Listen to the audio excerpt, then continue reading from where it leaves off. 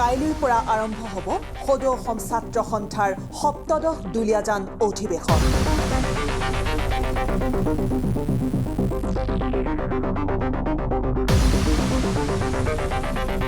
বিশাল মূল মণ্ডপেৰে সদৌ অসম ছাত্ৰ সন্থাৰ সপ্তদশ দুলীয়াজান অধিৱেশনৰ প্ৰস্তুতি তুংগত। কেন্দ্ৰীয় নেতৃবৰ্গ, প্ৰতিনিধি, প্ৰতিযোগী, শিল্পী, কলাকুশলীৰ উপস্থিতিত জীপাল হ'ব অধিৱেশনথলী।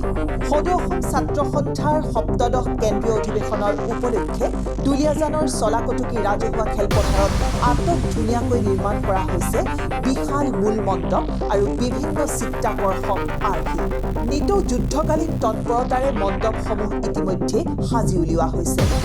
ৰাজ্যৰ বিভিন্ন প্ৰান্তৰ পৰা আহিবলগীয়া 10,000 প্ৰতিনিধিবৰ্গই একেলগে বহিব পৰাকৈ 380 ফুট দৈৰ্ঘ্য আৰু 75 ফুট প্ৰস্থৰ অধিৱেশনৰ মূল মণ্ডপ আৰু 350 ফুট দৈৰ্ঘ্য 80 ফুট প্ৰস্থৰ প্ৰতিনিধি সভাৰ মণ্ডপ নিৰ্মাণ কৰা হৈছে।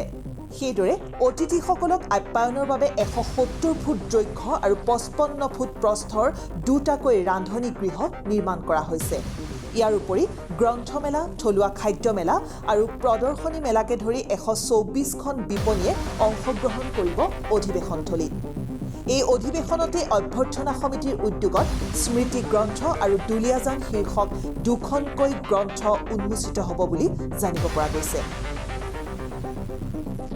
সদৌ অসম ছাত্ৰ সন্থাৰ সপ্তদশ কেন্দ্ৰীয় অধিৱেশন সুদীৰ্ঘ 28 বছৰ মূৰত এইবাৰ ডিব্ৰুগড় জিলা ছাত্ৰ সন্থাক আয়োজন কৰিবলৈ অনুমতি প্ৰদান কৰিছে। গতিকে আমি অভ্যৰ্থনা সমিতিৰ স্থানীয় ৰাইজে আমি সকলো প্ৰস্তুতি আমি ইতিমধ্যে সম্পন্ন কৰিছোঁ। মূল মণ্ডপ নিৰ্মাণ কাৰ্য সম্পূৰ্ণ হৈছে।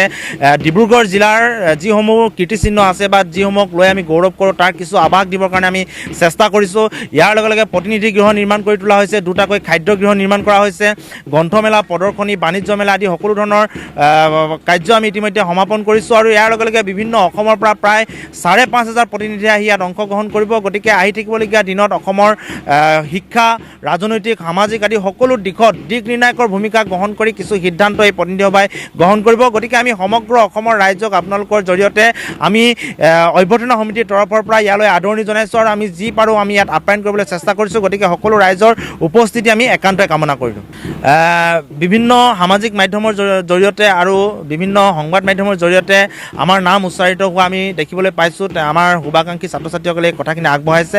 গতিকে মই এটাই কথাই জানো যে সদৌ অসম ছাত্ৰ সন্থাত আচলতে দায়িত্ব বিচাৰিলে পোৱা বস্তু নহয়, প্ৰতিনিধি সভা আৰু কাৰ্যনিৰ্বাহক সভাই দিলে আচলতে লোৱা বস্তু। গতিকে যিয়ে দায়িত্ব নিদিয়ক আমি ছাত্ৰ সন্থাৰ প্ৰতিজন কৰ্মীয়ে সেই দায়িত্ব ল'বৰ কাৰণে সদায় প্ৰস্তুত। আৰু আমাৰ তৃণমূল পৰ্যায়ৰ পৰা কেন্দ্ৰীয় সমিতিলৈ প্ৰত্যেকজন কৰ্মীয়ে আচলতে সকলো ধৰণৰ দায়িত্ব গ্ৰহণ কৰিব পাৰে, ল'বৰ পৰা যোগ্যতা আছে। গতিকে আমাৰ ওপৰতো যি দায়িত্ব পৰে সেই দায়িত্ব আমি সদায় সুচাৰুৰূপে পালন কৰিবৰ কাৰণে চেষ্টা কৰিম।